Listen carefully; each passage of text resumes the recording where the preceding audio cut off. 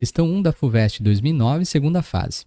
A água pode ser eletrolizada com a finalidade de se demonstrar sua composição. A figura representa uma aparelhagem que foi feita eletrólise da água usando eletrodos inertes de platina. Aqui é a aparelhagem. Ele pergunta nesse experimento, no item A, para que ocorra eletrólise especificamente da água, o que deve ser adicionado inicialmente à água contida aqui no recipiente 4, justificando a sua resposta.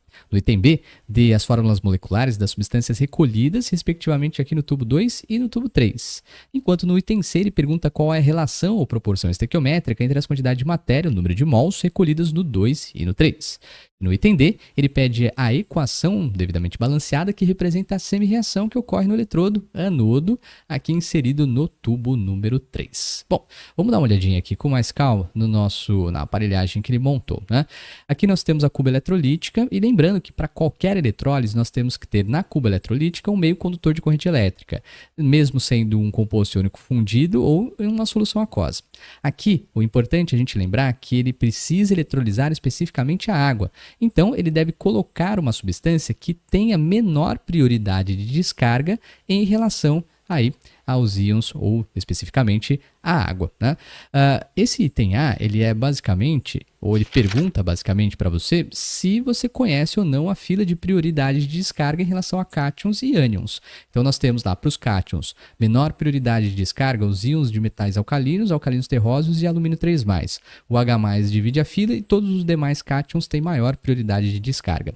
Em relação aos ânions, os oxigenados e os fluoretos não se descarregam. O H- divide a fila e todos os demais ânions, então, tem maior prioridade. Para que a gente faça eletrólise especificamente da água, então nós temos que ter um eletrólito, uma substância condutora de corrente elétrica que tenha menor prioridade de descarga no cátodo e no ânodo menor prioridade em relação à água, beleza? Então, bora lá, dar uma olhadinha na questão. Ó, no item A, então a gente pode falar para ele, bom, a gente pode adicionar aqui no recipiente número 4, então deve-se, colocar assim, deve-se adicionar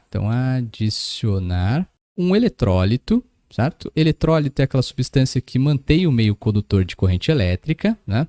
Que apresente menor prioridade de descarga, né? Então, apresente menor prioridade aqui de descarga, vou abreviar, prioridade, melhor não abreviar, né? Prioridade, agora sim, de descarga em relação à água, beleza? Em relação à água. Tudo bem, então se a gente sabe que nós temos uma menor prioridade de descarga em relação à água, é a água que será descarregada.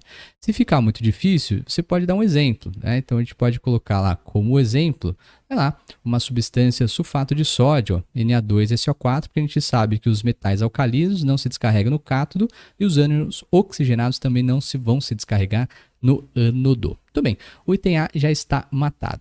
No item B, ele pede aí quais são as fórmulas moleculares recolhidas aqui no tubo 2 e no tubo 3. Uma coisa muito importante que a galera às vezes confunde é o seguinte. Aqui nós temos a solução aquosa que contém esse eletrólito de menor prioridade de descarga em relação ao cátodo e o ânodo. Então, essa parte aqui em azul é toda a parte da solução aquosa. Aqui em cima, né, nós temos justamente os gases que são recolhidos. É por isso que a FUVEST colocou, e bem colocado aqui, apontando para o tubo 2 e 3, as regiões onde encontram-se os gases, né? Então, vamos tomar como exemplo o sulfato de sódio para a gente entender o que está acontecendo e saber quem são as substâncias que vão sendo formadas ali, né?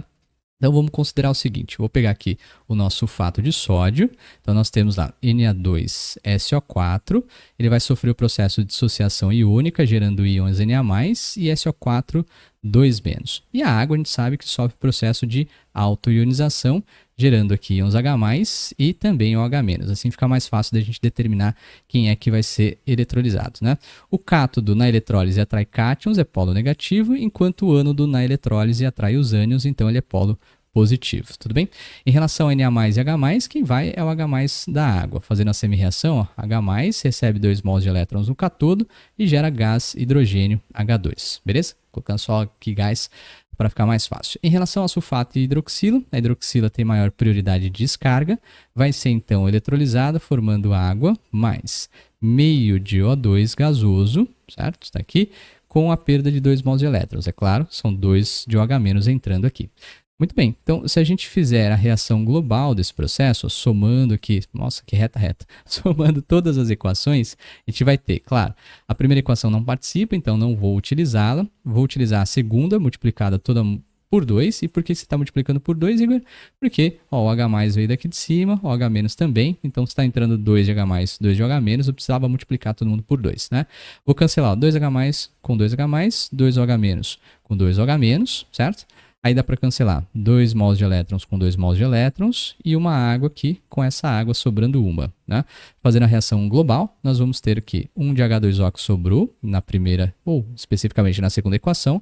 Não tem mais ninguém antes da seta. Né? Aí nós temos a seta aqui, temos lá no produto H2 gasoso e também meio de O2 no seu estado gasoso. Beleza? Então perceba. Vou tirar esse meio daqui para ficar mais fácil a análise. Nós vamos ter 2 de H2O, dando como produto 2 de H2 gasoso, mais 1 de O2 no seu estado gasoso. Assim fica mais fácil da gente analisar a relação, como ele disse, estequiométrica. Note que a quantidade de gás hidrogênio aqui é o dobro em relação ao do gás oxigênio. Sendo assim, se a gente voltar para o nosso desenho, a gente consegue identificar bem quem são os gases que foram formados. Ó, essa região aqui do tubo 2 tem maior quantidade, é o dobro de gás em relação ao tubo 3. Sendo assim, nós vamos ter o gás hidrogênio sendo recolhido aqui no tubo 2 e o gás oxigênio no tubo número 3, beleza? Então já no item B a gente matou, sabemos quem são os gases recolhidos em cada um dos tubos. Agora, no item C, ele pergunta para a gente qual a relação estequiométrica em relação à quantidade de número de mols de cada um dos gases, né? Então tá aí, como a gente fez a equação global aqui, a gente sabe qual é a proporção estequiométrica. Vou colocar o item C aqui embaixo, ó. Nós vamos ter a relação, vou pegar o mesmo texto dele, né? Ele fala da relação estequiométrica, que é a mesma coisa falar de proporção estequiométrica.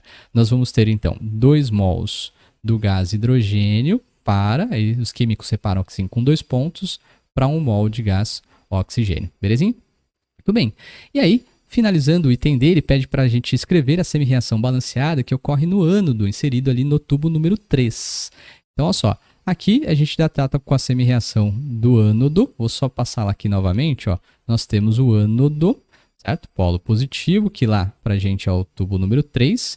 Nós vamos ter 2 de OH-, dando aí como produto H2O mais meio de O2 mais 2 mols de elétrons. Aqui tem um segredinho interessante que a gente pode transformar essa semi-reação, né, da hidroxila para a semi-reação da água. Então, se a gente somar aqui, ó, 2H+ de um lado, 2H+ do outro, para não desbalancear, eu vou somar toda aqui essas equações, ó, 2H+ com 2 de OH-, a gente vai ter 2H2O, dando como produto H2O mais 2 de H+, com mais meio de O2 e 2 mols de elétrons, né? Então eu posso cancelar uma água aqui, sobra uma, com essa água, a gente vai ter na equação global ó, 1 de H2O, dando como produto 2 de H+, mais meio mol de O2 com a perda de 2 mols de elétrons. Então nós temos duas possibilidades. Essa daqui só mostrando as hidroxilas da água, e aqui a segunda semi-reação, ó, né? Essa daqui sendo um pouquinho mais específicos, demonstrando para a gente que a gente tem efetivamente a molécula de água sofrendo o processo redox. Belezinha? É isso aí. Questão bem bonitinha da FUVEST, né? Ele fala aí sobre o processo. O item A para a gente é o mais interessante, porque a gente tem que saber efetivamente o que está acontecendo nessa eletrólise. Beleza? É isso aí. Espero que você tenha gostado. A gente se vê numa próxima. Tchau.